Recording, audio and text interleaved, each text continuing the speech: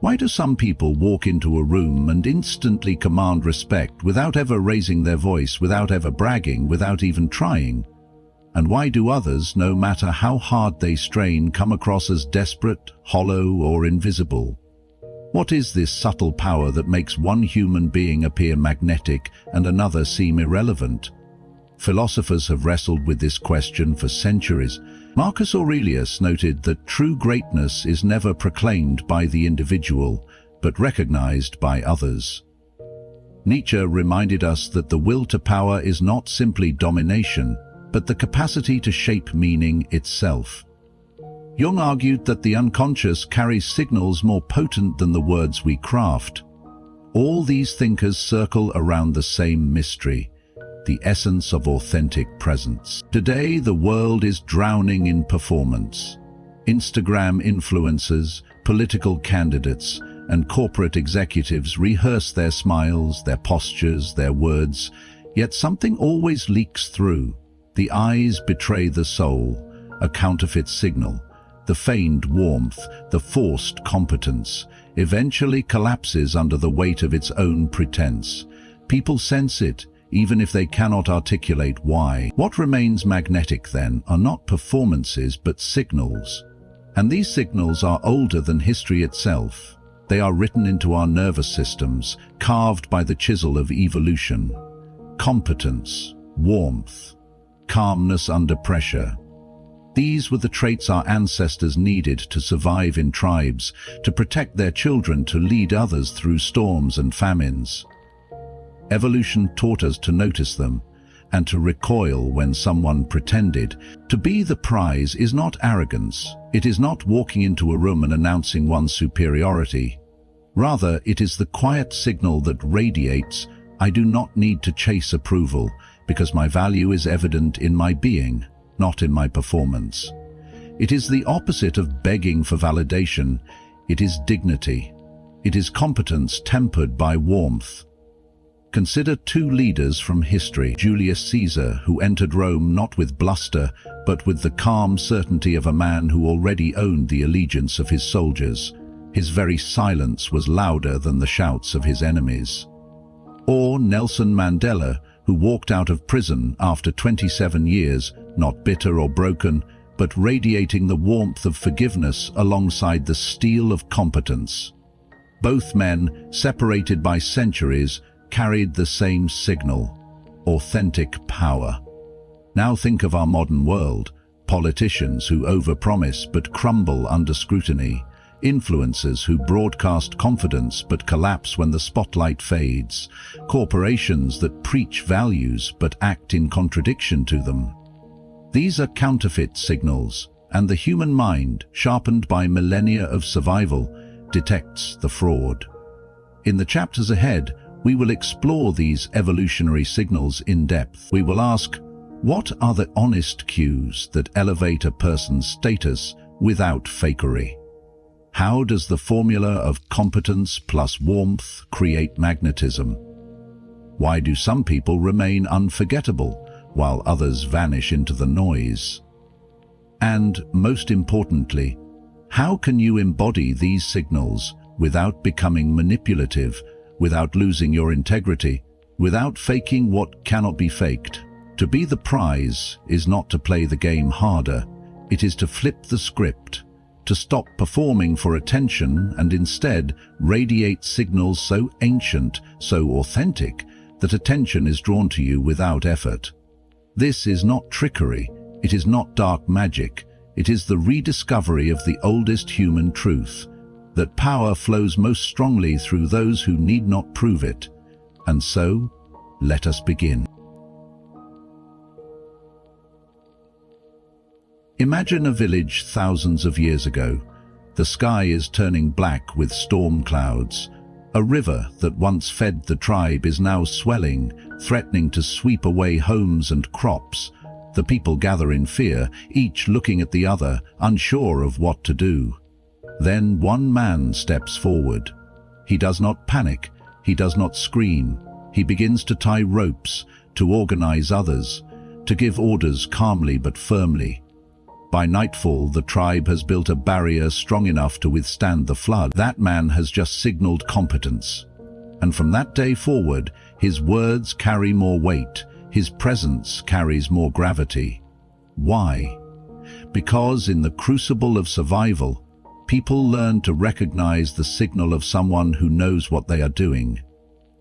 Evolution encoded in us a deep respect for competence, the ability to turn chaos into order. Philosophy confirms this.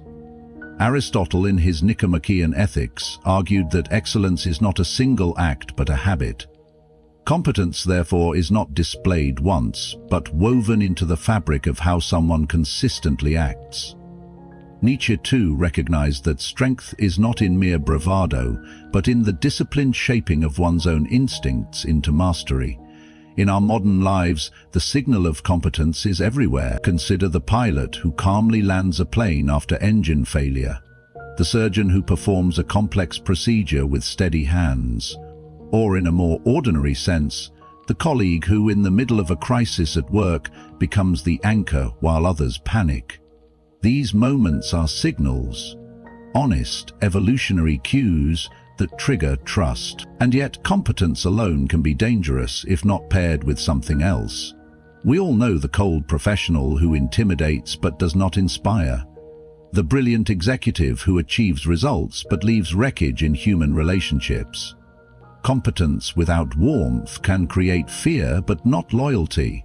The formula is incomplete. Still, competence is the foundation. Without it, every other signal rings hollow. This is why fake signals fail. Think of modern celebrities who posture as experts but are quickly exposed, or politicians who rattle off rehearsed statistics but stumble when asked a real question. The human brain is a pattern detector honed by survival. It does not take long to notice when competence is an illusion. Consider recent events in business and politics. When leaders falter under pressure, their image collapses almost overnight. The applause fades and the counterfeit signals evaporate. But when a leader demonstrates competence, steady action under pressure, the respect lingers. Think of Jacinda Ardern guiding New Zealand through the Christchurch tragedy, or Elon Musk, whose technical mastery, regardless of controversy, consistently signals competence in a world obsessed with innovation. Competence is not perfection. Even the most competent fail. What matters is the pattern, the visible proof of skill and reliability that reassures others. This person can handle the storm. Competence is the first pillar of being the prize. It flips the script because it removes the need to demand attention. Competence radiates a signal that speaks louder than any performance. I am capable. I can protect, build, and lead. But as we have said, competence alone is not enough. It is the steel, but without velvet it becomes sharp and cold, which leads us to the second evolutionary signal: warmth. Picture a warrior returning from battle. His armor is scarred, his hands still trembling from the fight. He has proven his competence, his strength, his ability to endure chaos. But when he enters the village, children run to him, not because he carries a sword, but because he kneels down, smiles, and opens his arms. His wife embraces him not because he is undefeated, but because in his embrace she feels safe. This is warmth, the soft power that makes strength tolerable, even desirable. Evolution has wired us to seek warmth. A child cannot survive without a mother's care, no matter how strong the father is. A tribe cannot thrive if its leader commands obedience but gives no affection. Warmth is not weakness. It is the signal that power will not be turned against you. It is the reassurance that competence serves not only itself, but the community. Philosophers have long understood this. Confucius argued that the noble leader is not just skilled but benevolent. Marcus Aurelius, the Stoic emperor, recorded in his Meditations that humanity must live for one another. Even Nietzsche, often caricatured as worshipping only strength, warned that cruelty isolates power while generosity extends it. And Jung, in his work on archetypes, saw warmth as a manifestation of the nurturing Great Mother, a force as vital as the stern father of authority. In the modern world, warmth remains a signal that flips the script. Think of Fred Rogers, Mr. Rogers, whose competence was not in commanding armies or leading corporations, but in offering gentle presence. Children and adults alike were drawn to him because his warmth was authentic. Or consider leaders like the Dalai Lama, whose authority is magnified not by intimidation, but by kindness. Warmth is also visible in smaller everyday ways. The co-worker who notices when you're struggling and offers help. The teacher who looks you in the eye and listens as if your question is the most important thing in the world. The friend who celebrates your victories without envy. These are signals that trigger trust and loyalty as deeply as competence does. But warmth, like competence, can also be faked.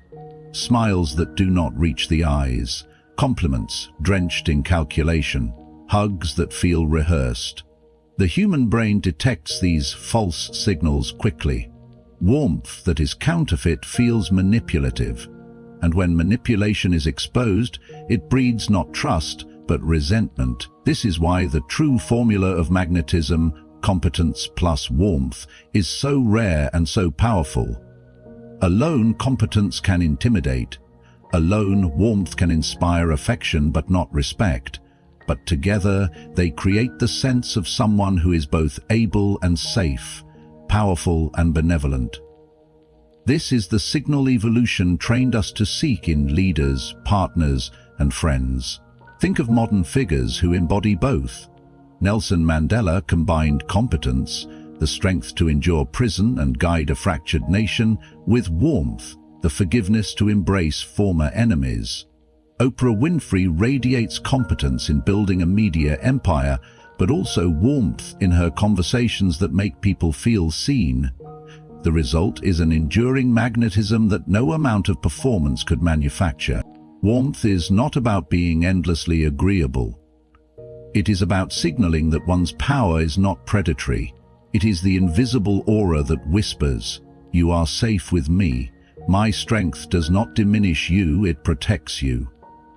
And so, when combined with competence, warmth creates the signal of being the prize, someone others naturally gravitate toward, not out of fear or obligation, but out of trust, admiration, and desire. But there is still more, because if competence and warmth are the foundation, what flips the script fully is authenticity, signals that cannot be faked, that resonate because they are rooted in truth. And this we will explore next. Competence can be rehearsed, warmth can be mimicked, but authenticity? That cannot be manufactured without eventually breaking apart. Authenticity is the hidden current that makes all other signals believable. Without it, even the most polished display feels hollow. With it, even imperfection radiates magnetism. Consider Socrates. He had no wealth, no armies, no title. What he had was a relentless devotion to truth, even when it cost him his life. His authenticity made him magnetic. Young men of Athens followed him through the streets, not because he promised them power, but because he lived what he taught. When the state demanded he betray his philosophy to save himself, he chose death instead. That choice sealed his legacy as authentic, and authenticity amplified every other signal he carried. Contrast this with modern examples where authenticity collapsed. Politicians who claim to champion the poor while secretly enriching themselves. Celebrities who sell authenticity as a brand while living behind layers of artifice. Once exposed, their credibility disintegrates overnight. The human nervous system, trained by millennia of watching for deception, recoils when it senses inconsistency between word and deed. Psychology helps explain why. Jung wrote that the shadow, the hidden parts of ourselves, always leaks through. If a person pretends to be kind but has not integrated their resentment, that resentment surfaces in small ways, in a glance, in a tone, in an offhand comment. Freud observed that repression is never total. The unconscious always betrays the mask. Thus, counterfeit signals cannot endure. On the other hand, authenticity shines even when flawed. Think of Winston Churchill, irritable, moody, sometimes careless with words. Yet his people trusted him because he did not hide who he was. His flaws were real, but so was his courage. Or consider Malala Yousafzai, who spoke out about education for girls not as a branding strategy, but at the risk of her life. The world recognizes authenticity when it sees it, not in perfection, but in the congruence of belief, word, and action. Authenticity also explains why some people flip the script in relationships. Think of the man or woman who is not the most conventionally attractive, not the wealthiest, not the loudest, yet others are drawn to them. Why? Because their signals of competence and warmth are unforced. They are comfortable in their skin. They do not try to manufacture desire. Their very lack of performance is the signal. Their very lack of performance is the signal. This flips modern culture on its head. The endless self-promotion on social media, the carefully curated images, the relentless pursuit of validation, all of it betrays inauthenticity, and as paradoxical as it seems, the harder someone tries to appear authentic, the less authentic they appear. Authenticity cannot be performed, it can only be lived. Authenticity also requires courage. Kierkegaard warned that the crowd is untruth. To be authentic often means standing apart, refusing to bow to the pressures of conformity. This is costly. It may bring loneliness, criticism, even exile. But over time, authenticity attracts deeper loyalty than performance ever could. People trust the one who refuses to sell themselves for approval. Authenticity is the invisible thread that ties competence and warmth into a coherent whole. Without it, signals unravel into manipulation. With it, signals endure, not just for moments, but across lifetimes. And yet, even authenticity must be guided. For what happens when one is authentic about destructive impulses? What happens when being yourself means unleashing the worst parts of the shadow? Authenticity, to be magnetic rather than corrosive, must be integrated with purpose. It is not about spilling every raw impulse into the world, but about aligning one's deeper truth with the higher path of growth. Which brings us to the next layer: purpose. Because the final signal that flips the script is not just who you are, but why you exist.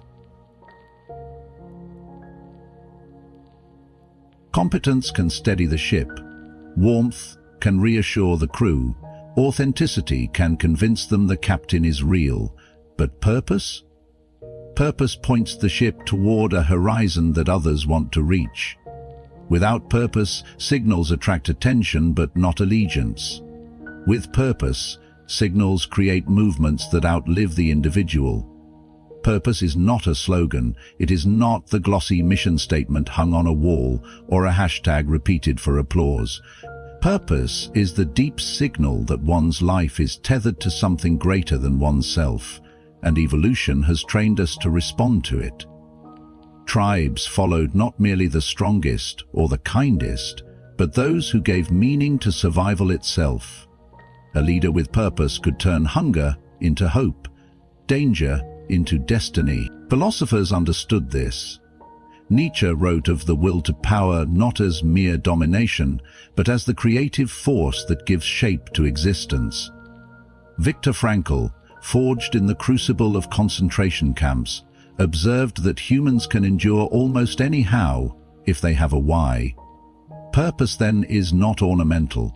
It is existential. It transforms signals into stories, and human beings are wired for stories. History is filled with examples. Consider Martin Luther King Jr. His competence as an orator and strategist, his warmth in envisioning a beloved community, his authenticity in living his convictions, all were powerful.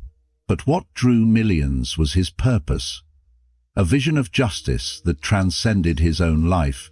His signals were amplified by destiny. Or think of Gandhi. By worldly standards he was frail, often doubted, even mocked. Yet his purpose, liberation through non-violence, radiated as a signal more powerful than empires. The British had soldiers, ships and guns. Gandhi had a purpose that millions recognized as larger than themselves. In our personal lives, purpose works the same way. The parent who works long hours to provide for their children radiates a different energy than the one who works only for self-indulgence. The artist who creates from a place of inner necessity resonates more deeply than the one who creates for likes. Purpose signals truth, and truth is magnetic. Modern psychology reinforces this. Studies in positive psychology show that purpose-oriented individuals report higher resilience, lower anxiety, and greater influence in their communities. People are drawn to them because, consciously or unconsciously, they sense that this person's life is not random. Purpose acts as an invisible compass others want to borrow. But purpose, like competence, warmth, and authenticity, can also be counterfeited. Think of corporations that parade noble missions in advertisements but betray them in practice.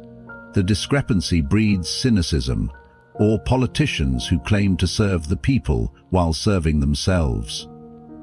Once purpose is exposed as false, trust evaporates. Purpose must be lived, not proclaimed. Mandela's purpose was proven by years in prison. Malala's purpose was proven by surviving a bullet and continuing her mission. Purpose signals are authentic because they survive testing. Words alone cannot substitute. Purpose also requires sacrifice.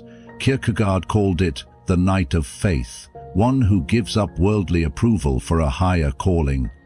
In every era, those who radiate purpose have been misunderstood, mocked, resisted, yet their signals endure because purpose is not about pleasing the crowd. It is about aligning with something eternal. And so we see the full formula emerge: competence plus warmth plus authenticity plus purpose. This is the architecture of being the prize, not a manipulative trick, not a performance, but a deep evolutionary script that flips the modern obsession with chasing validation. When you embody these signals, you stop chasing. Others come to you, not because you demand it, but because their nervous systems, their instincts, their very souls recognize the rare combination that has guided humanity for millennia. But before we close, we must look at the dangers. For every genuine signal, there is a counterfeit. For every authentic leader, there is a manipulator who weaponizes these cues for control. And to master yourself, to truly be the prize, you must learn to discern both in others and in yourself. This is where we turn next, the shadow side of signals. Every light casts a shadow. Competence, warmth, authenticity, and purpose are powerful signals, but for that very reason, they attract imposters. Where there is trust, there will always be those who seek to exploit it. To be the prize is to embody honest signals, but to remain the prize, one must also recognize the counterfeits that masquerade as truth. History is filled with such deceptions. Think of cult leaders. They often display the appearance of competence, speaking with certainty, using confident body language, projecting an aura of control. They simulate warmth by showering followers with attention, love-bombing them into dependence. They mimic authenticity by sharing vulnerabilities, often rehearsed, and they claim purpose, a grand vision of salvation or revolution. At first glance, they radiate every evolutionary signal, but over time the mask slips. Their competence collapses into chaos, their warmth reveals manipulation, their authenticity proves scripted, and their purpose exposes itself as self-serving. Psychology has studied this pattern. Robert Cialdini, in his work on influence, shows how authority signals, uniforms, titles, confident tones, can trick people into obedience. Dark persuasion tactics weaponize our instinctive respect for signals. The human brain, evolved to detect safety and leadership, can be hijacked by clever performances. Consider modern politics. How many leaders have risen on the promise of purpose, only to be unmasked as corrupt? How many celebrities build brands on authenticity, only to crumble when contradictions surface? Think of Elizabeth Holmes, who signaled competence with her black turtlenecks, deepened voice, and the aura of Steve Jobs. She signaled purpose, revolutionizing healthcare. She signaled authenticity, presenting herself as the visionary outsider. But when tested, the signals collapsed. The mask could not hold because it was counterfeit. This is why discernment matters. To survive, humans evolved not just to detect signals, but to test them. Competence is proven not by words, but by repeated results. Warmth is proven not by initial charm, but by consistency when no spotlight is present. Authenticity is proven when pressure strips away pretense. Purpose is proven not by slogans, but by sacrifice. The danger is not only external, it is internal. We must also guard against faking signals ourselves. The temptation is strong. In a world obsessed with image, many try to perform competence without skill, to perform warmth without care, to perform authenticity without self-knowledge, to perform purpose without conviction. But the unconscious betrays us. The shadow leaps out. The performance becomes exhausting, and trust evaporates. Carl Jung warned that the unintegrated shadow will always undermine us. If we pretend warmth while secretly resenting, the resentment seeps through. If we pretend competence without discipline, the cracks show. If we proclaim purpose without integrity, the hollowness echoes. The only way to sustain signals is to embody them. Otherwise, they collapse under scrutiny. Real-world examples illustrate both sides.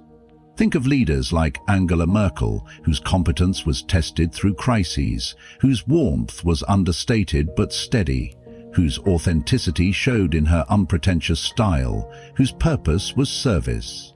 Her signals endured because they were real.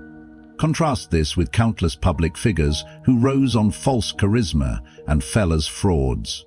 The difference is not performance, but substance. To be the prize is therefore not just to radiate signals, but to know the shadows, to recognize when others are faking them and when you are tempted to do the same. For every Julius Caesar there is a Nero, for every Mandela there is a demagogue. The signals are the same: competence, warmth, authenticity, purpose, but one is real, the other a mask. In the end, the shadow side teaches us vigilance. It reminds us that power is magnetic but also dangerous, and that discernment is the shield. Only by testing signals in ourselves and others can we separate the true prize from the counterfeit performance. And this brings us to the final part of our journey: integration. How do we take these signals, competence, warmth, authenticity, purpose, and weave them into a way of being that is both powerful and ethical? How do we flip the script, not as manipulators, but as masters of ourselves? Competence, warmth, authenticity, purpose. Each of these on its own is powerful, but taken together they form a whole greater than the sum of its parts. Integration is where theory becomes practice, where signals stop being abstract ideas and start radiating naturally through your daily life. Integration begins with competence. Not the performance of competence, but the steady cultivation of skill. Marcus Aurelius advised in his Meditations, "Do not waste the remainder of your life in thoughts about others. Competence is built not in wishing or pretending, but in disciplined practice." The musician who rehearses daily, the leader who studies strategy, the student who works through difficulty, their competence becomes visible not in words, but in results. To integrate competence is to choose mastery over pretense every single day. Then warmth. Warmth is not about being endlessly agreeable or masking discomfort with fake smiles. Warmth is presence. It is listening when others speak. It is responding with kindness when annoyance tempts you. It is being approachable without sacrificing boundaries. Aristotle said that virtue is the mean between extremes. Warmth, when integrated, avoids the extremes of cold detachment or cloying neediness. It becomes the steady glow of someone who genuinely sees others as human beings, not tools. Authenticity integration requires shadow work. Jung insisted that until you make the unconscious conscious, it will direct your life and you will call it fate. To integrate authenticity, one must confront the parts of oneself that are hidden, ashamed, or unacknowledged. This does not mean broadcasting every secret to the world. It means refusing to live in contradiction. If you value honesty, stop bending the truth for convenience. If you value discipline, stop indulging in excuses. When word and deed align, authenticity radiates without effort. Purpose integration is perhaps the hardest. It is not something you decide once. It is something you return to, like a compass. Nietzsche declared, "He who has a why to live can bear almost any how." Integration of purpose means aligning daily actions with your why, even in small choices. The worker who treats their role as serving a greater mission carries themselves differently than the one who drifts. The parent who sees raising children as a sacred purpose radiates a signal far beyond their household. Integration also requires patience. Signals cannot be rushed. Like a tree, they grow slowly, quietly, underground, until one day they are impossible to ignore. The mistake of our age is to chase signals without substance, to demand the fruit without tending the roots. Integration reminds us that being the prize is not an overnight transformation. It is a lifelong becoming. Practical examples show this clearly. Think of the doctor who treats each patient with both competence and warmth, building trust not just in their skill but in their care. Think of the entrepreneur who remains authentic in failure as well as success, who refuses to sell illusions. Think of the activist whose purpose is steady even when mocked or ignored, whose resilience draws others not to the performance but to the cause. These people do not announce they are the prize, they simply embody it. Integration flips the script because it shifts the focus from others' approval to your own alignment. When competence is real, when warmth is steady, when authenticity is unbroken, when purpose guides, you no longer chase recognition. Recognition comes, but it is a side effect, not the goal. The true prize is self-mastery. And yet, even integration is not the end, for there remains a final step: reflection. To sustain these signals over a lifetime, one must continually return to philosophy, to psychology, to the lessons of history, asking, am I still aligned? Am I still true? It is to that final reflection we now turn. What does it truly mean to be the prize? Not in the shallow sense of ego, not in the fleeting applause of the crowd, but in the deepest philosophical sense.